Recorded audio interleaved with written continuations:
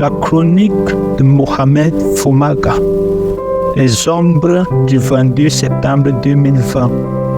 La Fédération régionale du Mouvement pour la Renaissance du Cameroun, MRC, région du Centre 1, sous la direction de son chef, Iring Djabor, commémore ce 22 septembre 2024, 4 ans depuis que le mauvais sort s'est abattu sur des centaines de militants du MRC. Ce jour est qualifié de sombre et triste, un tournant douloureux dans l'histoire de la résistance politique au Cameroun. Le 22 septembre 2020, une sombre page de l'histoire camerounaise s'est écrite, marquée par la répression brutale et l'injustice. Ce jour-là, des centaines de militants du MRC ont été sauvagement arrêtés, emportant avec eux leurs rêves d'un avenir meilleur, leurs aspirations à la liberté et leur engagement inébranlable pour la justice. Des noms sont entrés dans l'histoire du Cameroun comme des symboles de résistance face à l'injustice. Le professeur Maurice Kamto les a baptisés le socle de la résistance. Parmi eux, Kokwa Djeno Patrick, surnommé États-Unis, Sob Tchedjou Jules, le professeur Alain Fogué, Olivier Bibou-Nissak, B. Gabriel et bien d'autres ont été injustement emprisonnés pour avoir défendu leurs convictions. Ces prisonniers politiques du MRC incarnent aujourd'hui la lutte pour un Cameroun libre et juste, et leurs noms resteront gravés dans nos mémoires comme les héros de la résistance. Les rues, autrefois remplies de chants d'espoir et de ralliement, sont devenues des scènes de chaos et de douleur. Ces hommes et femmes, porteurs de l'espoir d'un Cameroun plus juste, ont été arrachés à leur famille, leur voix étouffée par un régime déterminé à maintenir son pouvoir par la peur.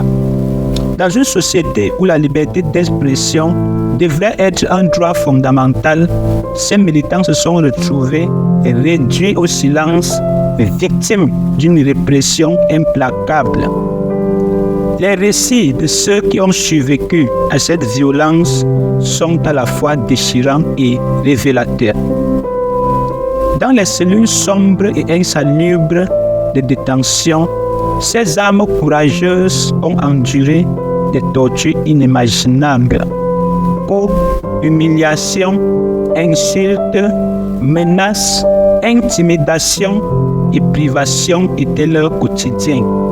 Les cris de douleur se mêlaient à ceux du désespoir, résonnant comme un écho lugubre dans l'esprit de ceux qui partageaient ce cauchemar. Leur dignité a été piétinée, leur humanité déniée. Les conditions de détention étaient particulièrement inhumaines. Les prisons surpeuplées et négligées étaient des lieux de souffrance où l'espoir semblait s'éteindre lentement. La nourriture était rare et médiocre, l'eau souvent absente. Les maladies prospéraient, mais les soins médicaux étaient un luxe inaccessible.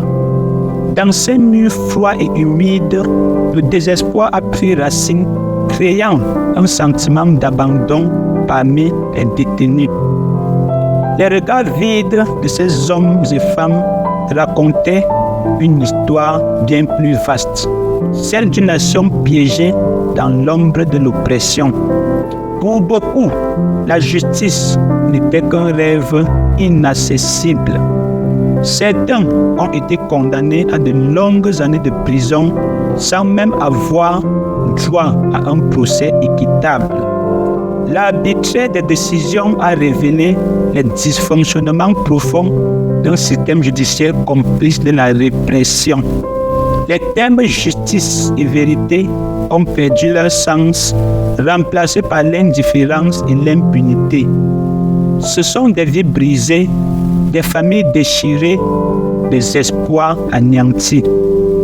Cette tragédie ne doit pas sombrer dans l'oubli et résonne comme un cri de désespoir, un appel à la conscience collective, un rappel amer que la lutte pour la liberté ne doit jamais s'éteindre. Dans le cœur de chaque Camerounais, la douleur de ces injustices continue de brûler, alimentant une indignation qui, nous l'espérons, se transformera un jour en action. Chaque nom oublié dans les prisons, chaque sourire éteint prématurément, chaque rêve piétiné doit être la pierre angulaire de notre lutte commune. En ce jour tragique, rappelons-nous que la résistance est encore possible, que la solidarité est notre arme la plus puissante. Les luttes menées par ces militants du MRC ne sont pas vaines. Elles font partie d'un mouvement plus large vers la justice et la dignité.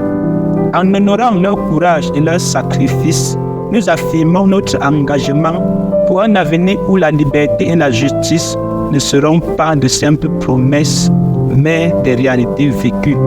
Il est temps de faire entendre nos voix, de briser le silence, de revendiquer la vérité et de réclamer justice pour tous ceux qui ont souffert. Ensemble, faisons en sorte que les ombres du 22 septembre 2020 ne soient jamais oubliées et que leur lumière guide notre chemin vers un Cameroun meilleur.